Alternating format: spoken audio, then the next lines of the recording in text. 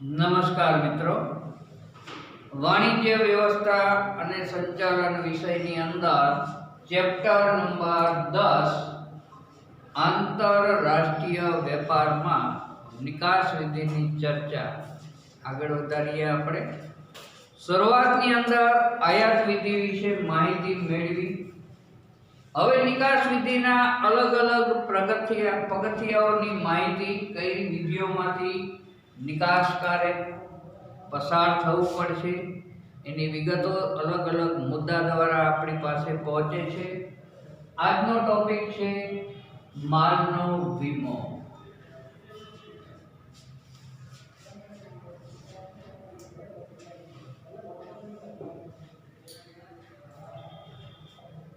કોઈ પણ વસ્તુનો વીમો જરૂરી હોય ત્યાં ઉતરાવવો પડે. વીમા કંપની દ્વારા આ વીમો ઉતારવામાં આવતો હોય છે. જેવી રીતના માનવીની જિંદગી કિંમતી છે, આ કિંમતી જિંદગીની માનવ પોતે મૂલ્ય આંકે ત્યારે વીમા કંપની એનો જિંદગીનો વીમો ઉતરાવી આપે છે. અહીંયા વીમા ધારકે વીમો ઉતરાવનારે વીમા કંપનીએ નક્કી કરેલી રકમનું પ્રીમિયમ ભરવું પડે છે, તેને પોલિસી તરીકે આપણે ઓળખીએ છીએ. તો અહીંયા દરિયાઈ માર્ગે ખાસ કરીને લાંબા રૂટ ઉપર પાણીની અંદર જ જહાજ મારફત માલ એક દેશમાંથી બીજા દેશની અંદર નિકાસ થતો હોય ત્યારે ઘણા સંજોગો એવા ઊભા થાય કે માલને ક્યાંક ને ક્યાંક નુકસાન થવાનો ભય રહે. તો અહીંયા કયા પ્રકારનું નુકસાન થઈ શકે એની વાત જોખમો. દરિયાઈ તોફાનો. દરિયાની અંદર સુનામી આવે, મોજાઓ ઊંચા ઉછળે, જહાજની અંદર પાણી ભરાઈ જાય, માલ ખરાબ થઈ જાય. આ દરિયાની અંદર ઉત્પન્ન થતા મોજાઓની વાત, જોખમની વાત છે. ક્યારેક દરિયાનું વાતાવરણ ભેજવાળું વધારે પ્રમાણમાં હોય તો પેકિંગ બરોબર ન કર્યું હોય એવો માલ બગડી જવાનો ભય રહે. તો અહીંયા ભેજના કારણે પણ માલ ખરાબ થઈ જવાનું જોખમ ઉત્પન્ન થાય. હવામાનના કારણે દરિયાઈ ચાંચિયાઓ દ્વારા લૂંટ કરવામાં આવે. જેમ જમીન ઉપર લૂંટારાઓ દ્વારા માલનો લૂંટ કરવામાં આવતો હોય છે, ચોરો દ્વારા, લૂંટારાઓ દ્વારા માલ લૂંટી જવામાં આવે ટ્રકોમાંથી, એ જ રીતના દરિયાની અંદર પણ લૂંટ કરનારા લોકો મોજૂદ હોય છે. ક્યારેક જહાજવાળાએ આ લોકોનો સામનો કરવો પડે, મારામારી પણ થાય.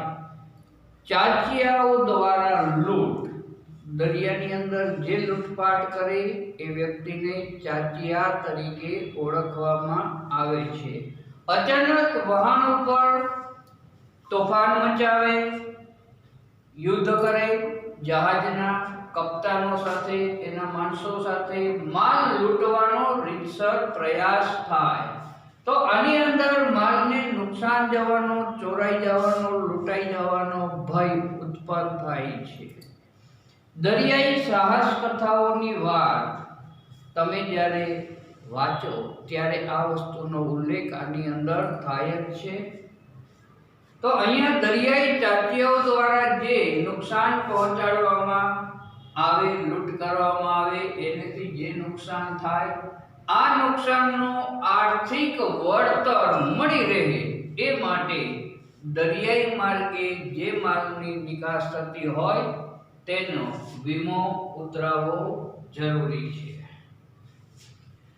વીમા કંપની સાથે આ અંગેનો કરાર કરવામાં આવે છે. ખાસ ધ્યાનમાં રાખવાનું કે વીમા કંપની આ વસ્તુનો કરાર કરે છે, વીમો ઉતરાવવાનું કાર્ય કરે છે. તો અહીંયા વ્યક્તિ જે વ્યક્તિ નિકાસ કરે છે એ અને વીમા કંપની બંને વચ્ચે લેખિત કરાર કરવામાં આવશે। વીમા કંપની પ્રીમિયમ નક્કી કરે તે નિકાસકારને કવર તે ભરવાથી નિકાસકારને કવર નોટ આપવામાં આવે છે। જ્યારે પણ બંને વચ્ચે કરાર થાય, વીમા કંપની દ્વારા જે રકમ ભરવાની નક્કી કરવામાં આવે પ્રીમિયમ તરીકે, એ રકમ નિકાસકાર ભરે એટલે સૌથી પહેલા તેને કવર નોટ લખાણ આપવામાં આવશે। જ્યારે વીમા પોલિસી તૈયાર થાય ત્યારે કવર નોટ પાછી લેવામાં આવશે અને એના બદલામાં વીમા પોલિસી એને આપવામાં આવશે। એટલે પહેલા મુદ્દાની અંદર દરિયાઈ રસ્તે જે માલની નિકાસ થાય એમાં કોઈ પણ જોખમ આવે, કુદરતી આવે અથવા માનવ સર્જિત આવે, તો આર્થિક વળતર મેળવવાના હેતુથી વીમા કંપની સાથે કરાર કરી અને વીમા પોલિસી લેવાની વાત સમાયેલી છે। 10મો મુદ્દો આપણો કાર્ટિંગ ઓર્ડર મેળવવો। શબ્દ ઉપર બરોબર ધ્યાન, કાર્ટિંગ ઓર્ડર મેળવવો। તો અહીંયા કાર્ટિંગ ઓર્ડર એટલે શું, એ એક વાક્યનો પ્રશ્ન આપણા માટે બને છે। એનો જવાબ છે કાર્ટિંગ ઓર્ડર એટલે જહાજ પર માલ ચડાવવાની પરવાનગી। કાર્ટિંગ ઓર્ડર એટલે જહાજ પર માલ ચડાવવાની પરવાનગી। આ પરવાનગી જહાજી કંપની આપે, નિકાસકારને પોતાનો માલ જહાજ ઉપર ચડાવવા માટે મંજૂરી જરૂરી હોય છે। જે જહાજી કંપની સાથે એ કરાર કરશે માલ લઈ જવાનો, એના દ્વારા માલ ચડાવવાની પરવાનગી આપતો પત્ર આપવામાં આવશે, જેને કાર્ટિંગ ઓર્ડર તરીકે ઓળખવામાં આવશે। કાર્ટિંગ ઓર્ડર મેળવવા માટે જે બંદરેથી માલ નિકાસ કરવાનો હોય તેના સત્તાવાળાઓને નિકાસકારે અરજી કરવી પડે છે। ડાયરેક્ટ કાર્ટિંગ ઓર્ડર આપણને પ્રાપ્ત થતો નથી। એની જે પ્રક્રિયા છે એ વિધિમાંથી પસાર થવું પડે। એટલે સૌથી પહેલા જે બંદરેથી જહાજ રવાના થવાનું હોય એ બંદરના સત્તાવાળાઓને સૌપ્રથમ નિકાસકારે અરજી કરવાની જરૂર ઊભી થાય છે। આ અરજીમાં શિપિંગ બિલમાં દર્શાવેલી તમામ વિગતો દર્શાવવામાં આવશે। જે અરજી કરવામાં આવે એમાં કઈ કઈ વિગતો બતાવવી એ શિપિંગ બિલ મુજબ બતાવવી ફરજિયાત હોય છે। નિકાસકારનું નામ, કયા બંદરેથી નિકાસ, માલનો જથ્થો, માલની વિગત, એની કિંમત, બધી જ માહિતી આની અંદર અરજીની અંદર બતાવવી પડશે। એટલે અહીંયા અરજી કરવાની, અરજી કર્યા પછી શિપિંગ બિલમાં જે વિગતો દર્શાવી માલને લગતી એ તમામ વિગતો દર્શાવવી પડશે। આ ઉપરાંત જકાતની ચૂકવણી કર્યાની વિગતો,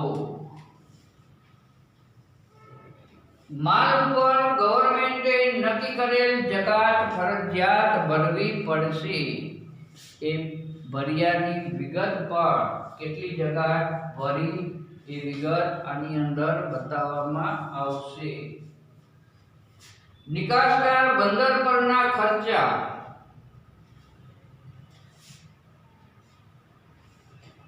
તો બંદર ઉપર કયા ખર્ચા થાય એની વાત, જેવા કે માલની હેરફેરનો ખર્ચ,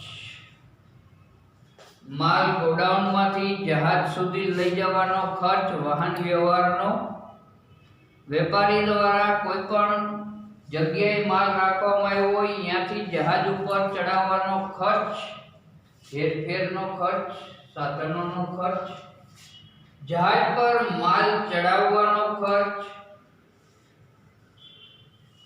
મજૂરો દ્વારા માલને ઉચકીને જહાજ ઉપર ચડાવવામાં આવશે ત્યાં મજૂરી ચૂકવવાનો ખર્ચ નિકાસકારે ભોગવવો પડે છે। તો અહીંયા જે ખર્ચ એ કરશે એ તમામ ખર્ચ ભરશે ત્યારે નિકાસકારને કાર્ટિંગ ઓર્ડર આપવામાં આવે છે।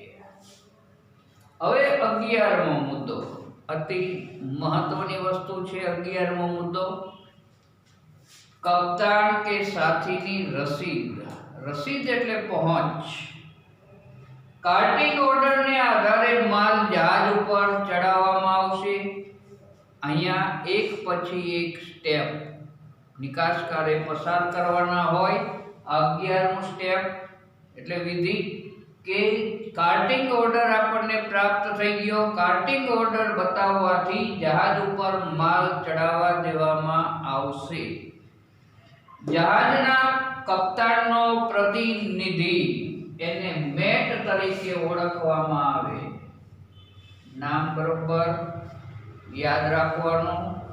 જહાજનો જે કપ્તાન હોય એનો જે પ્રતિનિધિ છે, કપ્તાન વતી કાર્ય કરવા વાળી વ્યક્તિ, એને આપણે પ્રતિનિધિ તરીકે ઓળખીએ છીએ। તો આ પ્રતિનિધિને મેટના નામથી ઓળખવામાં આવે છે। તો મેટનું કાર્ય શું એની વાત, શિપિંગ રૂલ મુજબ માલ છે કે કેમ તે મેટ ચકાસે છે। શિપિંગ બિલની અંદર જે વિગતો નિકાસકારે દર્શાવેલી હશે એ બિલ સાથે માલ છે કે કેમ, જહાજ ઉપર જે માલ ચડાવવામાં આવે છે એ યોગ્ય છે કે કેમ એની તપાસણી મેટ દ્વારા કરવામાં આવશે, જે કપ્તાન વતી આ કાર્ય કરશે। જ્યારે જહાજ પર માલ ચડાવવામાં આવે ત્યારે જહાજના કપ્તાન કે તેના પ્રતિનિધિ તરફથી માલ સ્વીકાર્યા અંગેની જે રસીદ આપવામાં આવે તેને સાથીની રસીદ કહે છે। અહીંયા એક વાક્યનો પ્રશ્ન ઉત્પન્ન થાય કે સાથીની રસીદ એટલે શું? બરોબર ધ્યાનમાં રાખવાનું। જે નાના પ્રશ્નોની ઉત્પત્તિ છે એ આવા મોટા પ્રશ્નમાંથી જ બને, મુદ્દામાંથી બની શકે। એટલે જે પ્રશ્ન આપણી પાસે આવ્યો એ સાથીની રસીદ એટલે શું, એવો પ્રશ્ન અહીંયા ઉત્પન્ન થાય તો એનો જવાબ, જ્યારે જહાજ પર માલ ચડાવવામાં આવે ત્યારે જહાજના કપ્તાન કે તેના પ્રતિનિધિ તરફથી માલ સ્વીકાર્યા અંગેની જે રસીદ આપવામાં આવશે એને સાથીની રસીદ તરીકે ઓળખવામાં આવે છે। જહાજનો કપ્તાન માલના પેકિંગની ખાતરી કરે છે। હવે કપ્તાનનું કાર્ય શરૂ થયું। એના પ્રતિનિધિએ રિપોર્ટ આપી દીધો કે માલ બરોબર છે, બિલની અંદર બતાવેલી તમામ વિગતો સાચી છે, તો આ માલ એને યોગ્ય છે। તો કપ્તાન હવે માલનું પેકિંગ ચકાસશે। માલનું પેકિંગ યોગ્ય ઢબે થયેલું છે કે કેમ એની પૂરેપૂરી ખાતરી કપ્તાન દ્વારા કરવામાં આવશે। શું કામ કે અહીંયા જોયું આપણે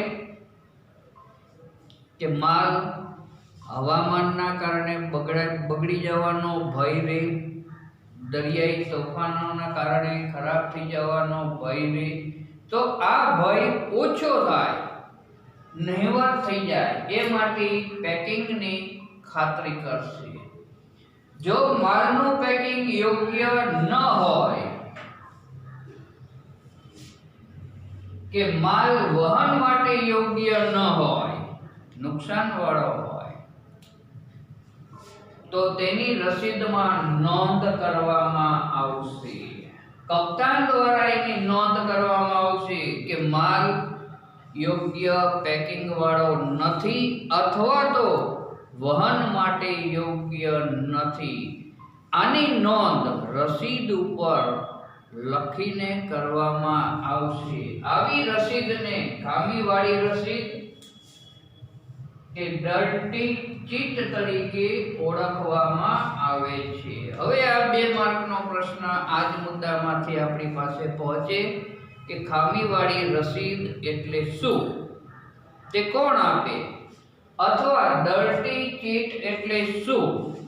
તો આનો જવાબ 2 માર્ક મેળવવા માટે મહત્વનો, બીજું સવિસ્તાર ઉત્તરની અંદર મુદ્દામાં પણ લખવા માટે અતિ મહત્વની વસ્તુ હોવાથી ધ્યાન રાખવાનું કે જહાજનો કપ્તાન જ્યારે માલના પેકિંગની ખાતરી કરે અને એની નજરમાં આવે કે માલનું પેકિંગ યોગ્ય રીતે થયેલું નથી અથવા માલ વહન માટે યોગ્ય નથી, તો આની નોંધ એ રસીદ ઉપર જ્યારે લખે કે માલ વહન માટે યોગ્ય નથી અથવા પેકિંગ યોગ્ય નથી, તો આવી રસીદને ખામીવાળી રસીદ કે ડર્ટી ચીટ તરીકે ઓળખવામાં આવશે.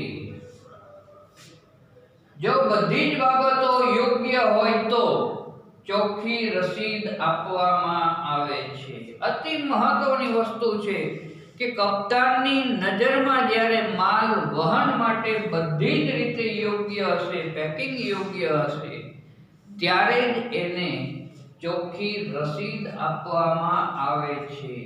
અહીંયા ખામીવાળી કે ડર્ટી ચીટ તરીકે જે રસીદ મળી એનો મતલબ એવો થાય કે જહાજના કપ્તાનની કે જહાજી કંપનીની માલના હેરફેરમાં હવે કોઈ જવાબદારી રહેતી નથી. જો માલ ક્યાંય બગડી જાય તો દરિયાઈ મોજાના કારણે, હવામાનના કારણે કદાચ માલમાં નુકસાન થાય, માલ બગડવાનો ભય ઉત્પન્ન થાય, તો અહીંયા જહાજી કંપનીની કોઈ જવાબદારી રહેશે નહીં. એટલે બધી જાતની ચકાસણી કર્યા બાદ જો માલ વહન માટે યોગ્ય હોય, પેકિંગ બરોબર થયેલું હોય અને કપ્તાનને સંતોષ થાય તો જ ચોખ્ખી રસીદ આપવામાં આવશે. 12મો મુદ્દો, બિલ ઓફ લેન્ડિંગ મેળવવું.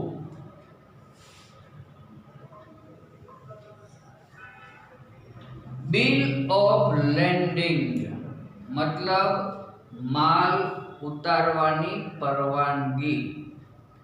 જહાજી કંપની દ્વારા એક બંદરેથી બીજા બંદરે માલનું વહન દરિયાઈ માર્ગે થાય અને આ માટે જે જે પ્રક્રિયાઓમાંથી પસાર થવામાં આવે એની વિગત હવે અહીંયા બિલ ઓફ લેન્ડિંગ સુધી પહોંચ્યા આપણે. માલને હવે જે જહાજની અંદર કપ્તાન દ્વારા લાવવામાં આવ્યો એને આયાતકાર સુધી પહોંચાડી આયાતકાર માલ કેવી રીતના છોડાવી શકશે એની માહિતી આ મુદ્દામાંથી આપણને પ્રાપ્ત થાય. તો બિલ ઓફ લેન્ડિંગ મેળવવું. નિકાસકારને મળેલી કપ્તાનની રસીદ જહાજી કંપનીમાં રજૂ કરવાથી જહાજી કંપની દ્વારા બિલ ઓફ લેન્ડિંગ નિકાસકારને આપવામાં આવે છે. જહાજી કંપનીની અંદર જે રસીદ કપ્તાન દ્વારા આપણને પ્રાપ્ત થઈ હતી માલ ચડાવ્યો ત્યારે, જહાજની અંદર જ્યારે માલને ચડાવવામાં આવ્યો ત્યારે માલના પેકિંગની ખાતરી કર્યા બાદ જે રસીદ આપવામાં આવી હતી એ હવે જહાજી કંપનીની અંદર રસીદ જમા કરાવવાથી બતાવવાથી જહાજી કંપની દ્વારા બિલ ઓફ લેન્ડિંગ નિકાસકારને આપવામાં આવશે. બિલ ઓફ લેન્ડિંગ એ નિકાસકાર અને જહાજી કંપની વચ્ચેનો દસ્તાવેજ છે. અતિ મહત્વની વસ્તુ છે આ. બિલ ઓફ લેન્ડિંગ એટલે શું એ અહીંયા પાછો એક વાક્યનો પ્રશ્ન આપણા માટે ઉપસ્થિત થાય કે બિલ ઓફ લેન્ડિંગ એટલે શું? તો એનો જવાબ છે બિલ ઓફ લેન્ડિંગ એ નિકાસકાર અને જહાજી કંપની દ્વારા થતો કરાર. બંને વચ્ચે માલના વહન માટે જે કરાર થશે, જહાજી કંપની માલ લઈ જવા તૈયાર થાય અને નિકાસકાર જહાજી કંપનીએ બતાવેલ જહાજમાં માલ મોકલવા તૈયાર થાય, બંને વચ્ચે જે કરાર થાય એને આપણે બિલ ઓફ લેન્ડિંગ ના નામથી ઓળખવાનું છે. જે દ્વારા જહાજી કંપની એક બંદરેથી બીજા બંદરે માલ મોકલવાની ખાતરી આપતો દસ્તાવેજ છે. આ કરાર એક કિંમતી કરાર છે, કારણ કે જહાજી કંપની પોતે જવાબદારી લે છે. એટલું જ નહીં, જવાબદારી વફાદારીથી પૂર્ણ પણ કરે છે. જે બંદરેથી માલ ચડાવવામાં આવ્યો તે સામેના બંદરે જ્યાં પહોંચાડવાનો હોય ત્યાં પહોંચાડવાની પૂરેપૂરી જવાબદારી સંભાળતો હોવાથી અહીંયા માલ મોકલી આપવાની ખાતરી આપે છે. એટલે નિકાસકાર અને જહાજી કંપની વચ્ચે જે દસ્તાવેજ બનશે એ ખાતરી આપતો દસ્તાવેજ એટલે બિલ ઓફ લેન્ડિંગ. આ દસ્તાવેજમાં કઈ કઈ વિગતોનો સમાવેશ કરવામાં આવે છે એની માહિતી આગળ જે મુદ્દાઓ આવ્યા એ જ મુદ્દાઓ ફરી વખત રિપીટ કરીને આની અંદર બતાવવા પડશે. તો આ દસ્તાવેજમાં નિકાસકારનું નામ, કઈ કંપની દ્વારા કયા વેપારી દ્વારા નિકાસ કરવામાં આવી રહી છે એનું પૂરેપૂરું નામ, સરનામું આની અંદર બતાવેલું હશે. જહાજનું નામ,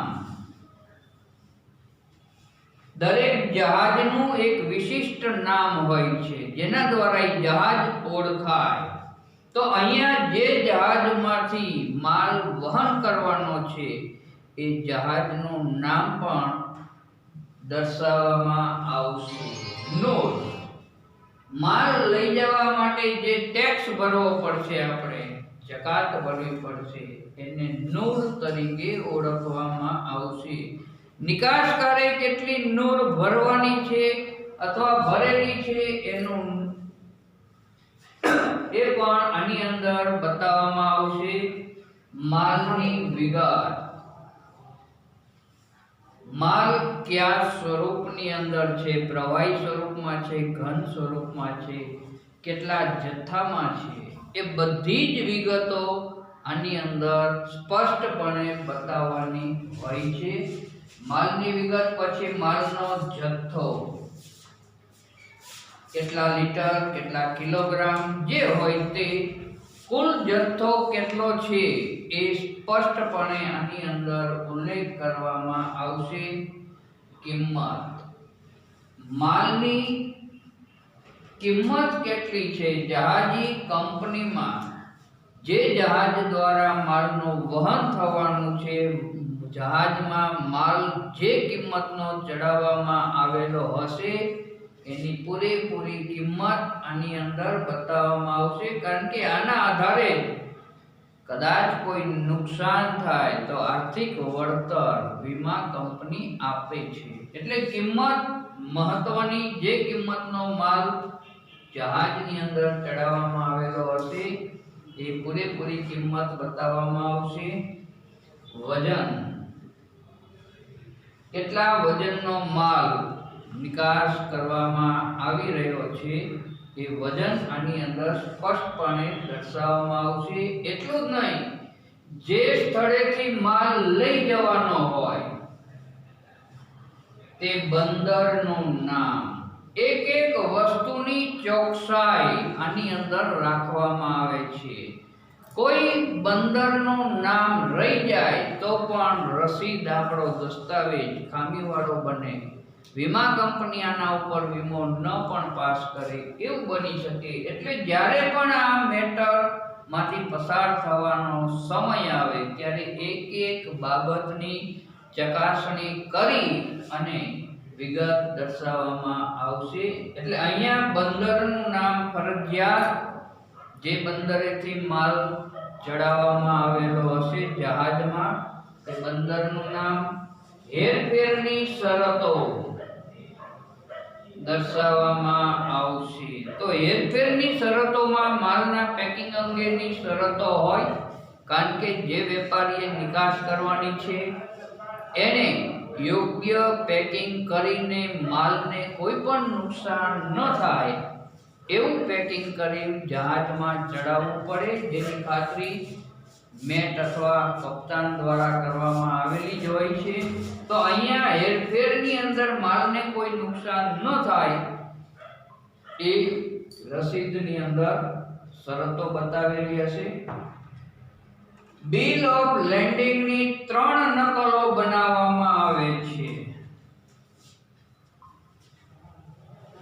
હવે અહીંથી મહત્વની બાબત શરૂ થાય કે બિલ ઓફ લેન્ડિંગ। અત્યાર સુધી આપણે એક જ વિગતમાંથી પસાર થતા હતા, હવે બિલ ઓફ લેન્ડિંગની 3 નકલો બનાવવામાં આવશે। 3 નકલો કોની પાસે જાય છે એ માહિતી અતિ મહત્વની છે, કારણ કે આ નકલ દ્વારા જ જહાજમાંથી માલ છોડાવવામાં આવશે। તો એક નકલ જહાજી કંપની પોતે રાખશે, 3 નકલો જહાજી કંપનીએ જે બનાવી એ પુરાવા તરીકે એક નકલ હવે પોતાની પાસે ફાઇલમાં રાખશે, પહેલી નકલ। બાકીની 2 નકલો નિકાસકારને મોકલી આપવામાં આવશે। હવે એક સાથે 2 નકલ નિકાસકારને મોકલી આપવામાં આવી। અહીંયા નિકાસકાર બંને નકલ પોતાની પાસે રાખશે જ નહીં, આમાંથી એક નકલ એ પોતે રાખે છે માલ નિકાસ કર્યાની ખાતરી માટે, કારણ કે આની અંદર તમામ વિગતો તારીખ સહિત બતાવવામાં આવેલી હશે। બાકી રહી ગયેલી એક નકલ હવે આયાતકારને મોકલી આપશે।